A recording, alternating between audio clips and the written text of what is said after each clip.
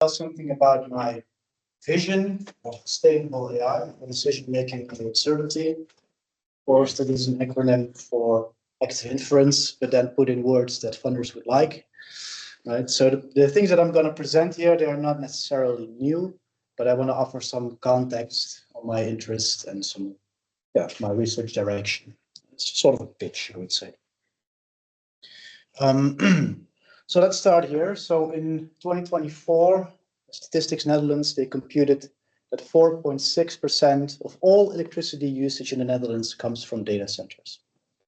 And this growth here, as you see, starting in 2017, it comes mostly from the demand for bigger data centers. So scale-ups in the sense of huge centers with more compute, in part driven by the crypto bros, in part driven by the need for generative AI. So to give an example, this is a recent proposal, a recent initiative, an AI gigafactory, 22.5 billion euros. It will have the power usage of 2.5 million households, which will be in Netherlands on an already constipated electricity grid. What? Pay per year? 2.5 million households as they would use their electricity on a daily basis. On a daily, or a yearly basis, doesn't really matter. On the upper side, right? So of course I'm taking the numbers on the max side, but it gives kind of a trend. And of course this proposal received a lot of criticism. So scientists, they were really critical about this proposal. And I am as well. I don't think we need more data centers. What we need is more energy efficient AI. And the human brain works on a few sandwiches, which are courteously provided here. Right? So I think that's an existence proof for intelligence that can be energy efficient. Of course, we can't really build a brain, but we can be inspired by it. So I think we need AI to be sustainable. And I think, so these are two statements, that the key to energy efficient AI lies in reasoning with beliefs. And reasoning with beliefs can be automated efficiently through probabilistic programming. And for my research, I focus on AI that learns skills. Right? So it's different than ChatGPT would use it, but I think still ChatGPT could benefit, for example, from learning. So here is a picture of my son trying to learn to ride a bike. And, he didn't study bicycle dynamics or anything. He just got up, and after a few days, he could do it. So we explore and we actively test hypotheses to learn particular skills. So how do we do that? Well, reasoning with beliefs. So what is a belief? Well, here you see a picture of a basket with some fruits and vegetables. Some of you may have already seen this. But for others, maybe I want to tell you here's a nose, and there's a mouth, there's an ear. And you will recognize that there's a face in here. And now your state of belief about what this picture represents has possibly changed. And as a result, your actions might also have changed. So now you believe it's a face. I think, hey, that's actually pretty clever. Let's hang it on my wall. I wouldn't, but maybe some of you here would. Even though it's still the same picture. So it's this belief that drives decisions. It's not the state of the pixel values. And this is an idea that's slowly changing over time. So we had Bellman in 1966, who said, well, control depends upon states. That gives us a lot of good stuff, dynamic programming, reinforcement learning, model predictive control. And this view is slowly changing with the work of Carl Friston and others, who says, well, control depends upon beliefs about states. And the key idea is that if our control depends upon beliefs, then we can choose actions that hone these beliefs. So we can actively explore our world in order to get more accurate beliefs about what is actually going on. What does that look like? Well, here's a little simulation that I have made of a little robot arm On the left, you see KL control. On the right, you see active inference with a little field of view. So within this field of view, it can accurately have accurate observations, and outside the field of view, it doesn't. And you can see that active inference actually automatically positions its camera such that it can get accurate observations, reduce ambiguity. So this is what I mean when I say, well, we actively explore, we seek out data that are informative for us in order to perform our tasks. So with active inference, we would need less data, we would need less compute, and therefore AI would become more energy efficient. How do we compute with beliefs? Well, variational Bayes. That's what we do. So variational Bayes is actually grounded in 3 axioms for rational reasoning. It can be derived by mathematical induction from these 3 axiomas. So this was proven by Shore and Johnson already in the 1980s, later reiterated by Katica in 2004. And basically it says local information has local effects. And as a result, our objective function is something that where all non-overlapping domains contribute additively. So there is some sum or an integral involved within the objective that we want to optimize. Then we take the second axiom, says, well, the system of coordinates carries no information. It doesn't matter whether I express my problem in terms of Cartesian coordinates or polar coordinates, it's still the same problem. Which as a result means that our objective must be invariant under coordinate transformations. We get something that looks like this. So the phi q looks something like this. And thirdly, independent subsystems can be treated jointly or separately, which means that this needs to involve some kind of a function where if we have a multiplication in the arguments, it leads to a sum outside of the arguments. So what function does that? Well, a logarithm. And with these 3 axiomas, we end up with our variation of free energy objective as something that does rational reasoning. Of course, there are other choices that we can make here. These are not mandatory. And if we make different choices, we end up with different objectives. We end up, for example, with an alpha divergence or something else. Yeah, I think there's a typo. No, it's not a typo. Is M to Q and Q remains at the top? Yeah. Okay. You can, with the choice of M and omega, you essentially flip the Q's. So it's not that this omega is a log and that this M is a Q. No, there's a slightly different choice involved there, which makes it flip. But that's clever. I actually anticipated this, but somebody would pick that up. I'm glad that somebody did. Yes. So that's the so variational Bayes, right? We all know this. So we end up with the variation of free energy as an objective, and that has convenient properties. So it decomposes in a surprise term. So how surprising are my observations? I don't expect to see a lion coming around this corner. That would be very surprising for me. And on the other hand, we may have to make assumptions that we cannot recover the actual true posterior. We have to make do with something less accurate or a bit more. I'm not Spock, right? Spock would work with this. I just work with that. These terms cannot be evaluated individually, but we can evaluate their combined sum. And then when we do variational calculus on this, right, then we can derive a message passing procedure.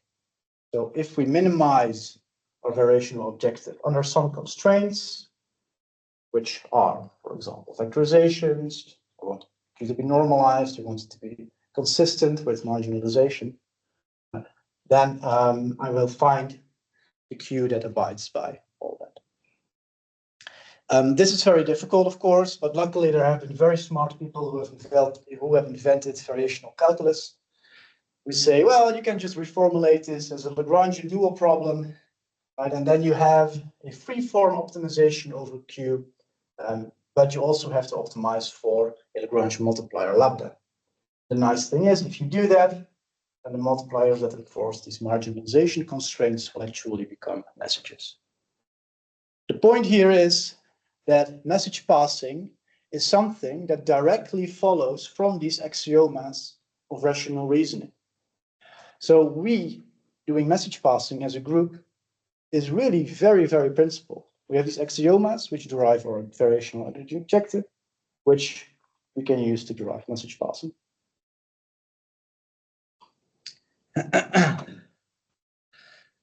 So we have smart people in our group.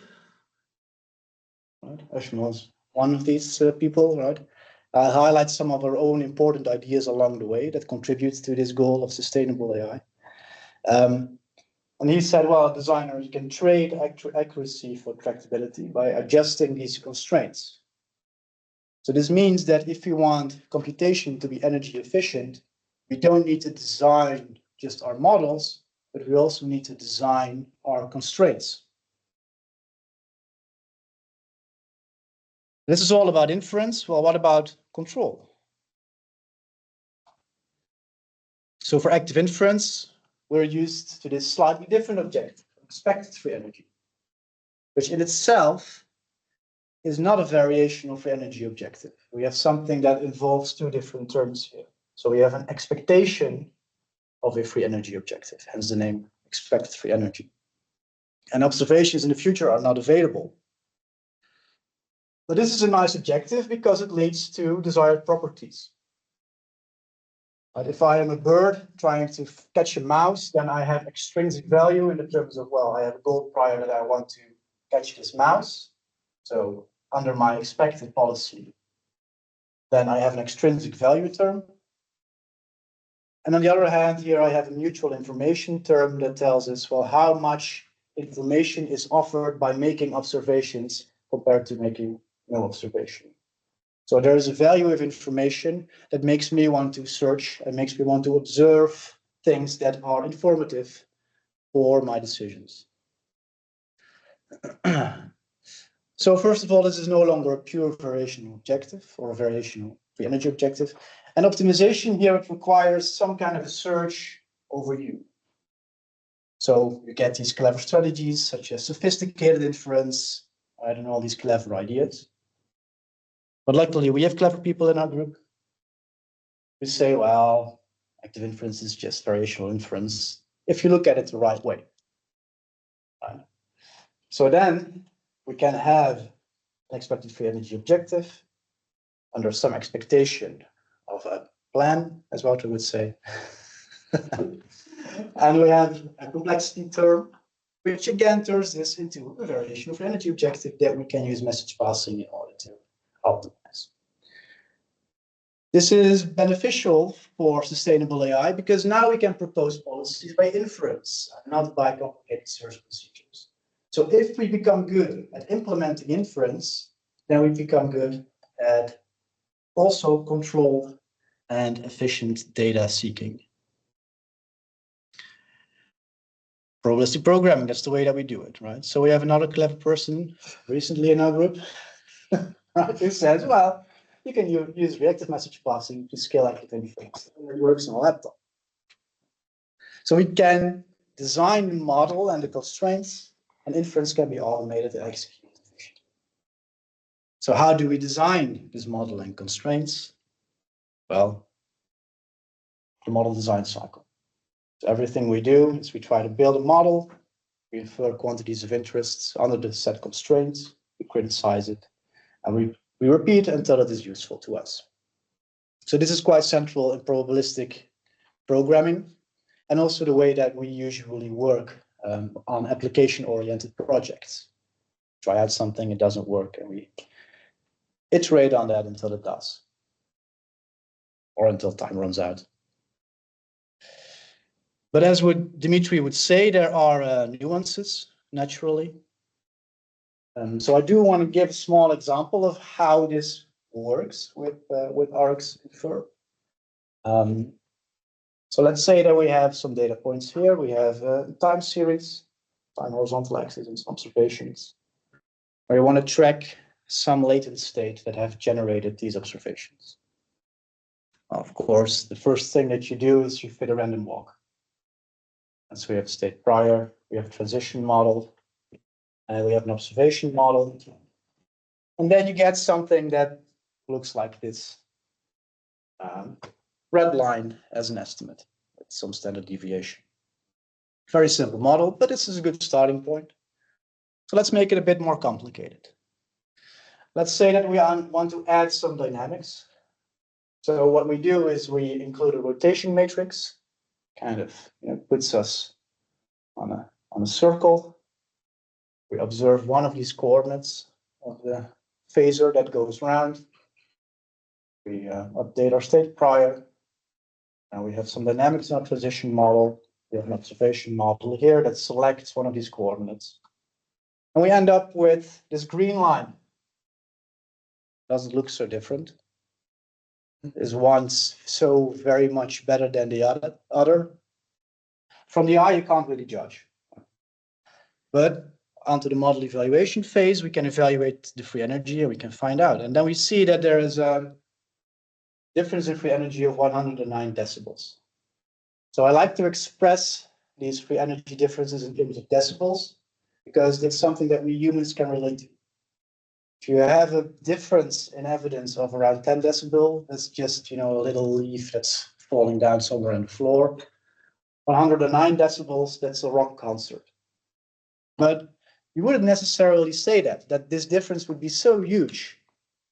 And so aside from using this variation of free energy as a measure for model comparison, I would also advocate to use more traditional methods, such as a holdout validation, in order to get an idea for why these differences are so big. And if you do that, if you take out some of the data, then you immediately see that if you pull through the red line, you see something that doesn't fit the data, but the green line would nicely fit the data points that are missing. The point here is that if we want to do this type of AI, we're constantly thinking about how to design the problem. We're not designing solutions. Solutions are inferred.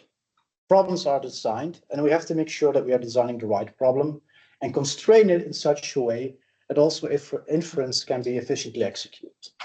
But it's a pro if you want AI to be sustainable, that we are able to design these models and put in all the knowledge that we have. So to conclude, we need AI to be sustainable. Right? If we have an active inference agents, we can automatically search for data to be informative. We require less data, we require less compute. Model design and constraint design, they go hand in hand.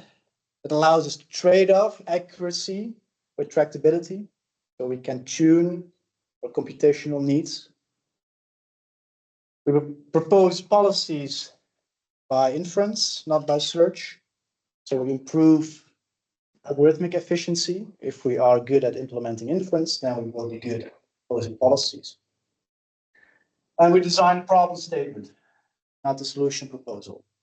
That would allow us to focus on solving the right problem and automate computation to become efficient.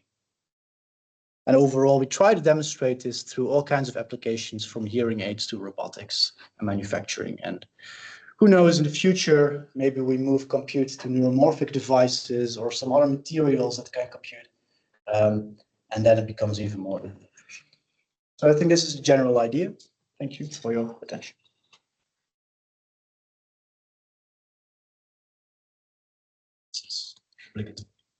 Yes. Okay, thank you for the presentation. Does someone have a question? Yes. Yeah, I have a question. Maybe you know, maybe not. Because for elbow for free energy, indeed, we can, in some cases, derive it from axioms. And the problem which I have with expected free energy, that however we can recover it using like Bear trick when you have this extended generative model, and after you can rewrite as an entropic correction. What I kind of miss in comparison with free energy, that I don't know what set of axioms actually generate expected free energy. Yeah. And there is a paper from Carl Friedstein and Lance da Costa where they kinda claim that they derived it, but I did not understand this paper. So maybe you have a good suggestion.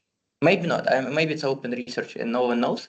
But kind of the claim is already that this set of axioms is already known for everyone. It's I'm just stupid and I don't understand, or it's actually open question. I think it's a very good question. It's also something that I've been thinking about.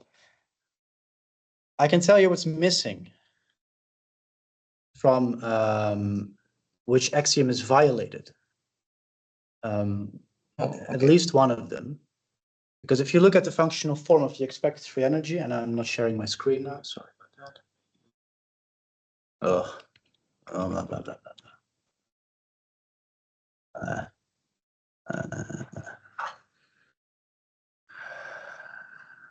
If you look at the expected free energy, then you would see that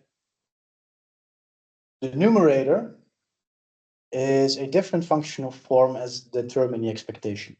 Mm-hmm. What that means is that this objective is no longer invariant on a coordinate transformation.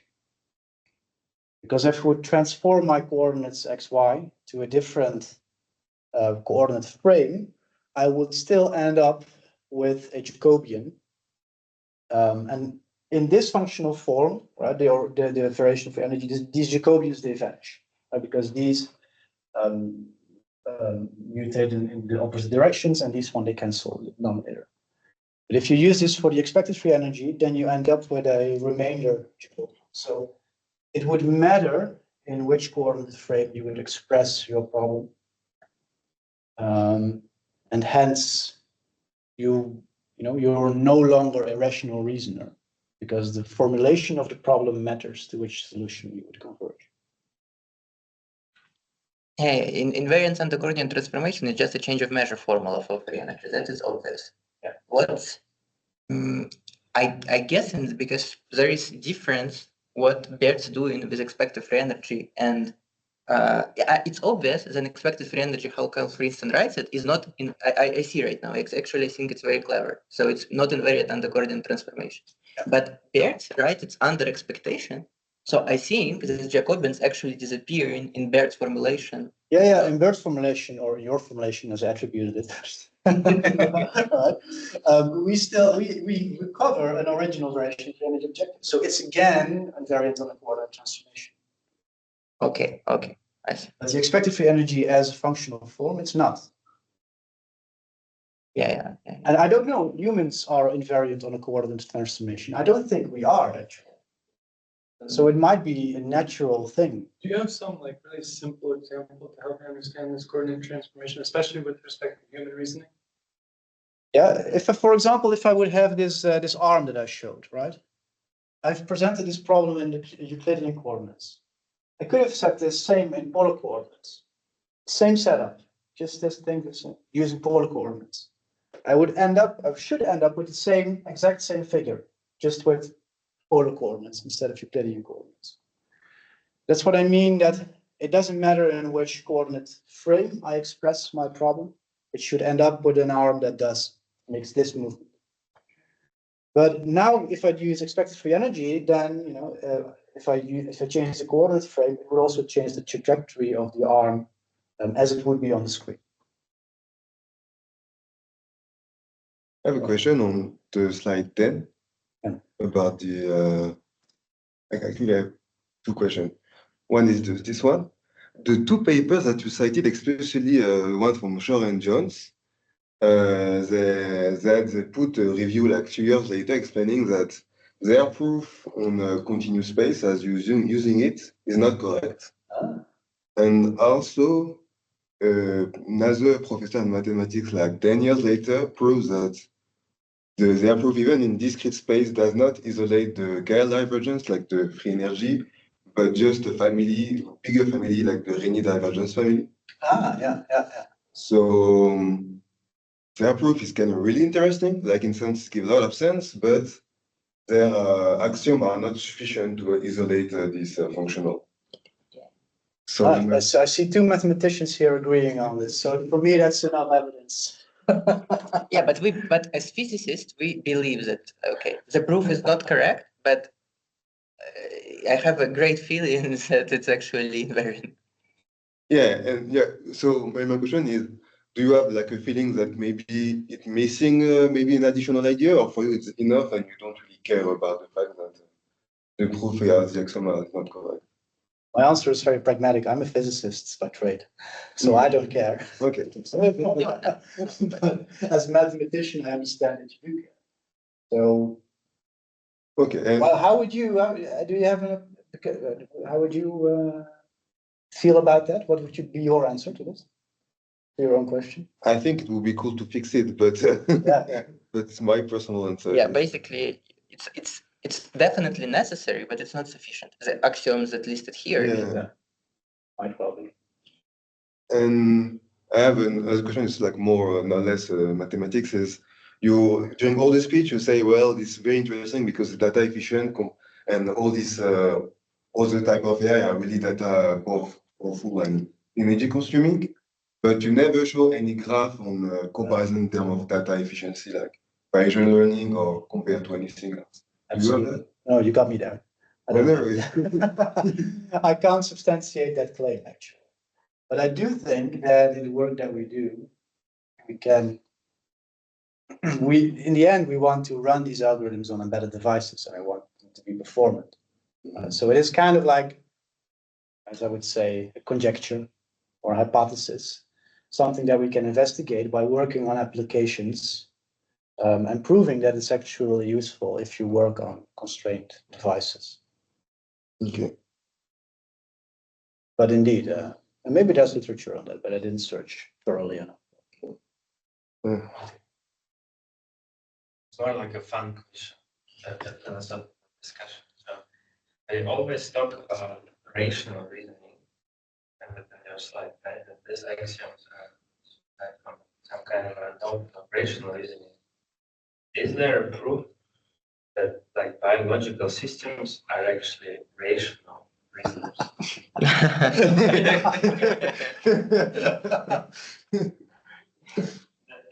is quite some evidence that actually they are not. Yeah. If you like look at people who believe that Earth is flat, for example, it's absolutely irrational type of reasoning. So is there some kind of a discussion? I will quote you in my thesis. I think you described the field of human psychology. What would be your answer to that? I actually, I just ponder sometimes, but I don't think we are rational. I don't think we are rational. Yeah, I think Bert would have a good answer to your question. Okay. It could also be reposed as strongly believing in wrong. Yeah. Yes. Okay. So Yeah, if you have a point mass prior that Earth is flat, no amount of evidence could change your interpretation. It's actually something that James already shows in his book, right? It's very difficult to resurrect that hypothesis, something that has already been going down as in evidence. Self-evidencing, like you're going to evidence the things that you want to prove. Yeah. Yeah, it's there was this experiment with a group of people who believed that there will be like apocalypse soon. There were a group of researchers who infiltrated this group to see what would happen with their beliefs when the apocalypse actually will not happen. Mhm. So what happened at the end is that this group didn't happen, obviously. This group reinforced their beliefs because they believed that since they kind of prayed or something, it actually was true because they prayed for it. Yeah. If you look from their perspective, they are rational. Yeah. Because they try so wrong and they think, oh, everything matches. So That's the problem. we don't have survival of the fittest. There's a very cool chapter in James's book about queer uses for probability theory. And I can really recommend that chapter. It's very, it goes exactly into these kind of questions where rational reasoning can actually lead to irrational beliefs because you indeed, like, you reinforce your own. I'm going to search for a hypothesis that will be the best explanation for my observations. Well, for my belief system, that is, well, because I prayed, right? The apocalypse did not happen. And it's consistent for your belief system. You mentioned that it's hard to get out of or to resurrect a belief if it's lost favor, and presumably it's hard to escape a belief that has gotten too powerful. And I think in humans, there's something called a default mode network, whereas we age and become adults, we get really locked into our ways of life. People can take psychedelics, and this will help them to momentarily escape their default mode network and to gain different perspectives on their lives. And it's interesting to think about the symbiosis between plants and humans in this situation, and also to think about what is the analog to Bayesian inference that is psychedelics. The other thing I want to say is you mentioned two, an easier topic to swallow, two sources of energy use for AI. This is crypto and large language models. And so I think humans have decided they want these things. And so you've presented Bayesian solutions by active inference. Can they offer solutions to these desires? I think those are two very clever questions. Yeah, that's a good question. Are we actually solving a problem that exists, right? Or a problem that is relevant? I don't know. Are we? It's hard to know, right? It's research. I hope to believe so. I guess. I think crypto is it's forecasting, right? Yeah. We can do forecasting, right? Yeah. And large language models is literally the same thing with language. I would disagree with crypto. Crypto, you have a problem that you need to find. You need to find a problem that is hard to solve. You need to sign transactions. So actually, if you find out something that makes your algorithm easy to solve, people will just find another algorithm that's hard to solve again. I don't think that you have solved it. You get what I mean? No. Yeah, it's made to be so that people spend time on computation. So, okay, so maybe crypto is the wrong example. I guess stock forecasting or something. Yeah. Well, your question actually goes at the heart of, well, these techniques that we develop. We're always in search for applications. We are a group that has a solution, and we have a hammer, and we are looking for nails. Which nails are most useful? Where can we apply our hammer best? I think that's still an open search. But we're still covering up, for example, we had this project with Canon on printer diagnostics. And at first, they're very excited because it's reasoning with uncertainty. We can make models of printers and their behavior, stuff like that. And in the end, they run into a wall because it's very difficult to build models. And that's an inherent problem with, I think, this method. Modeling is really, really difficult. And you need to know a lot about probability theory in order to do that efficiently.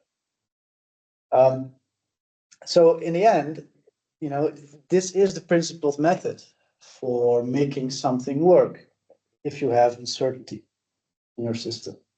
But how useful is it if it's so difficult to apply? So yes, applications. For example, there's the energy hunting kind of solutions like LLMs.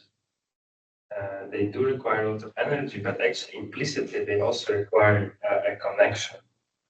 In this particular situation, I mean internet. So you have this supercomputer somewhere. You cannot take it. And so those solutions, they do require a connection to your algorithm. And in many situations, actually, this connection doesn't exist. Or it cannot exist. There is no internet. Or maybe you just far away. Maybe the connection is just too bad. So there is always usefulness think you have a solution that can operate independently. What? Yeah. Yeah, I think Maybe a low latency. that's all good and well, but if you're gonna make your argument based on algorithms and crypto, those are the problems you should be attacking. Yeah. You're absolutely right. I also like your first question, but this talk is recorded. So let's, let's continue afterward. I have one more less smart question. Can you, because can you go to slide 23? You propose this metric like that dBs for free energy. Yeah. And I'm not a physicist, so I will not argue, but I guess it's the wrong way to measure. And teach me if I'm wrong. Teach me if I'm wrong, because I have. Well, James uses it, and if James uses it, then it's good enough for me. Yeah, but James was not. But James was not a physicist. He was electrical engineer, right? They're doing mistakes. Here in this faculty. Go ahead. Make your argument. Because returning, like, from where free energy principle comes, it comes from variational mechanics, right? Yeah. And if we will look on all other variational mechanics, you have some sort of an integral and an energy term under the integral.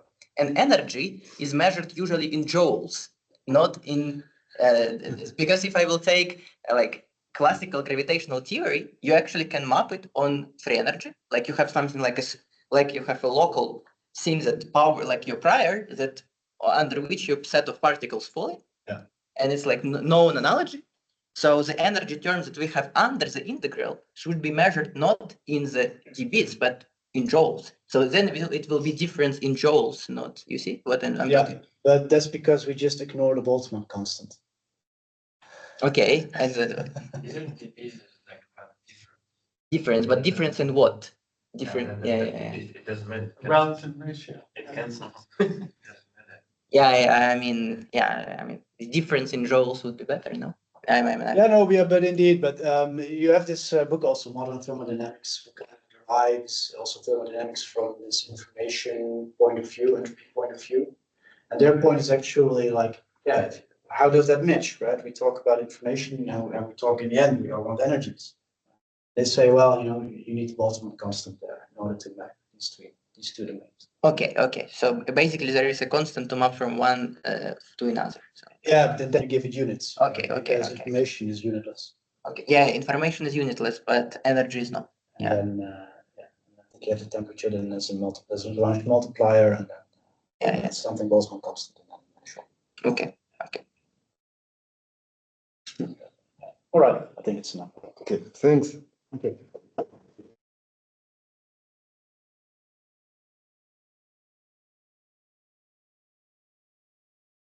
I misunderstood the crypto part. Recording is stopped. Yeah, okay. That's James.